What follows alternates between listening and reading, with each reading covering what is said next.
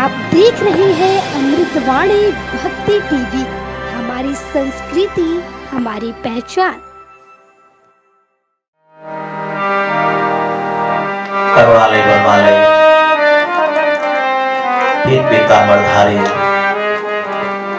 श्री बालकृष्ण प्रभु की धृतवांग मूर्ति श्रीमद्भागवत हमारे और आपके मध्य में विराजमान है। जब जीव का बहुत भाग्योदय होता है, इससे बड़ा भाग्य दूसरा कोई हो नहीं सकता।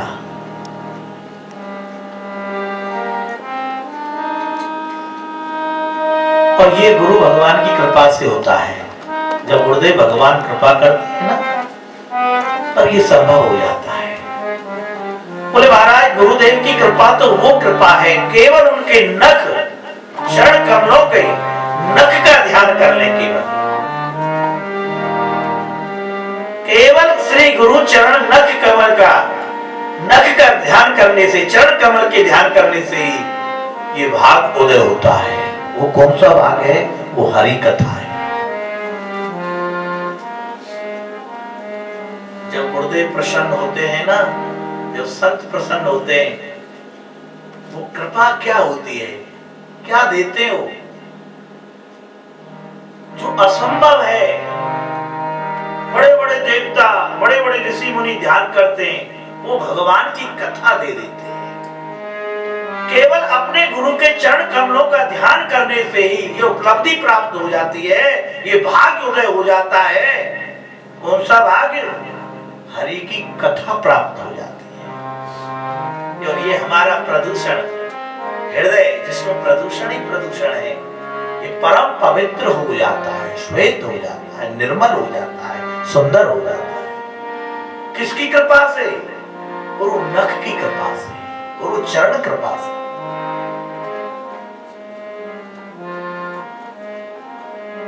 आइए बड़े भाव से, श्रद्धा से हम और आप श्री गिरिराज जी के पावन सानिध्य में, अपने परम गुरुदेव के सानिध्य में, पूज्य बाबा की सानिध्य में, ब्रजभूमि की सानिध्य में, लता पताओं की सानिध्य में हम ये सुंदर अनुष्ठान श्रीमद्भागवत महायज्ञ का ये दिव्यात दिव्य रस भरी कथा आप और हम श्रवण कर रहे हैं। बंधुओं, आदरणीय भक्ति स्वरूपा माता वैष्णव, आज सुंदर जीवन का अवसर है। जीवन में ये सुंदर अवसर प्राप्त हुआ है। वो कौन सा अवसर प्राप्त हुआ? कि आज ये अवसर हमको प्राप्त हुआ गिरिराज जी की तरेटी, ब्रजभूमि, इन ब्रज गोपियों का सानिध्य, ब्रजवासियों का सानिध्य, लता पताओं का सानिध्य, ब्रज महारानी का, गौ माता का सानिध्य। और सबसे बड़ा भाग्य है आज ही के दिन हनुमान जी महाराज हमारे गौशाला में पधारे थे। नंदनी गौशाला में श्री रामकृष्ण भक्त वैराग्य पथ के जो आचार्य हैं श्री हनुमान जी महाराज का पावन आगमन हुआ था। और उन्हीं के जन्म उत्सव में, उन्हीं के पावन उत्सव में ये दिव्य महा अनुष्ठान रखा है, श्रीमद्भागवत दिव्य कथा। आइए सच्चिदानंद रूपाय विश्वोत्पत्त्यादिहेतवे आपत्रय विनाशाय श्रीकृष्णाय सच्चिद आनंद। बंधुओं, सत्य प्रकट है, पहले भी सत्य, आज भी, आगे भी। सत्य कभी अप्रकट नहीं हो सकता। सत्य तो सत्य ही है, सत्य का कभी उल्टा नहीं हो सकता। और चिद माने प्रकाश। हमारे लिए, आपके लिए प्रकाश की आवश्यकता है, परंतु मेरे प्रभु स्वयं प्रकाश में है, उनके लिए कोई प्रकाश की आवश्यकता नहीं। वो स्वयं प्रकाश में। हमारे लिए कोई पुस्तक पढ़े, कोई किताब पढ़े, प्रकाश की आवश्यकता पड़ती है, और मेरे ठाकुर तो स्वयं प्रकाशमान है। मेरे गिरधारी गोवर्धन नाथ स्वयं प्रकाशमय, जो अनंत ब्रह्मांडों को प्रकाशित करते हैं। और दूसरा भी अर्थ है चिद का, मौन, जो शांत है। मेरे भगवान शांत रहते हैं। उनका स्वरूप क्या है? वैकुंठ का स्वरूप आपने कभी दर्शन किए हैं? शांताकारम भुजग शयन। भुजग माने सर्प, सर्प शयन करते हैं मेरे वैकुंठनाथ नारायण भगवान। और वैकुंठनाथ की छवि कैसी है? वैकुंठ में निज दिन नेत्र बंद करके रहते हैं।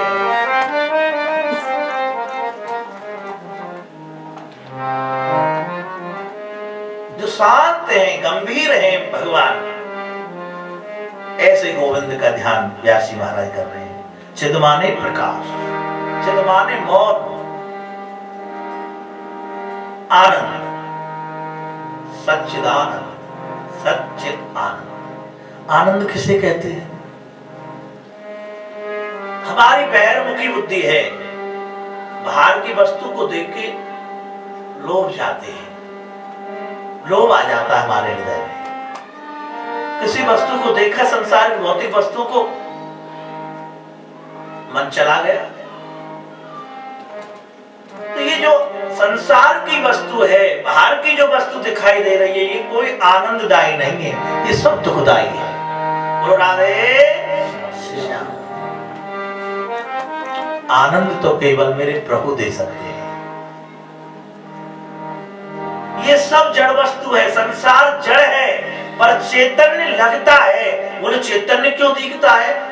ये असत्य होने में सत्य सा क्यों दिखता है? कि इसको मेरे ठाकुर जी ने धारण कर रखा है। असत्य होने पर भी ये सत्य दिखता है। सत्यनारायण ने इसको धारण कर रखा है, इसलिए सत्य दिखता है असत्य होने पर। तो बंधुओं, आदरणीय भक्ति स्वरूपा माताओं, आनंद तो बाहर नहीं है, आनंद अपने अंदर है। जैसे माताएं, उदाहरण के लिए माताएं दूध से दही बनाती हैं और दही का फिर मंथन करते हैं, उसमें से माखन प्रकट हो जाता है। वो दूध में है, दही में भी है, पर दिखता नहीं है। ऐसे ही मेरे भगवान सर्वत्र हैं, पर दिखते नहीं है, तो कभी देखने का प्रयास नहीं किया। बंधुओं, वैष्णवों, भक्ति स्वरूपा माताओं, हमने देखने का कभी प्रयास ही नहीं किया। बोले कैसे देखे महाराज? बोले बाहर नहीं है, अंदर, अंदर अंतर्मुखी बनो। जैसे माताएं दूध से दही, दही से दही का मंथन करके उस माखन को प्रकट करती हैं, ऐसे ही ये मन रूपी जो बथानी है, नाम रूपी रई चलानी पड़ेगी। ध्यान देना, जब इसका मंथन होगा, मनोमंथन होगा, जब इसमें से भगवान प्रकट हो जाएंगे, आनंद प्रकट हो जाएगा। क्योंकि आनंद बाहर नहीं है, तेरे अंदर ही आनंद है। घर में, मकान में, भोजन में, शयन में, स्त्री पुत्र आदि धन संपत्ति में कहीं भी आनंद नहीं है। ये सब दुख देने का वस्तु है। हाँ, ये सुख देने लग जाती हैं कब? जब ये सब मेरे ठाकुर को समर्पित हो जाता है। बोलो राधे। ये संसार भी ठाकुर जी के लिए है, तब ये संसार तुम्हें सुख दे सकता है। और ये केवल अपने लिए, तो ये संसार दुखदाई बन जाएगा हमारे लिए, आपके लिए। यदि आनंद प्राप्त करना है तो सदैव गोविंद के चरणों का ध्यान करो, सच्चिदानंद।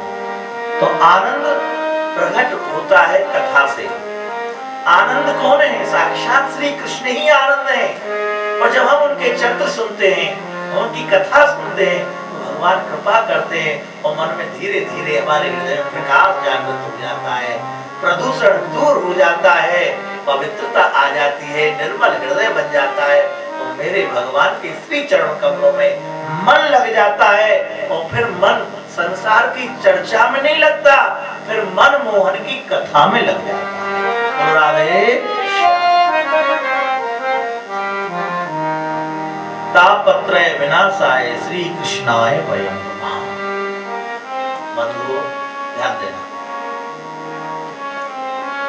क्या कहा? सच्चिदानंद रूपाय विश्वोत्पत्त्यादिहेतवे तापत्रय विनाशाय श्री कृष्णाय वयं नमः। जो जगत की उत्पत्ति, स्थिति और विनाश के हेतु हैं तथा आध्यात्मिक, आदि दैविक, आदि भौतिक तीनों प्रकार के जो तापों को नष्ट कर देते हैं, ऐसी प्रभु की कथा जो तीनों प्रकार के तापों को नष्ट कर देती है, ऐसे मेरे भगवान का नाम चिंतन, ऐसे भगवत कथा का प्रभाव है। आदरणीय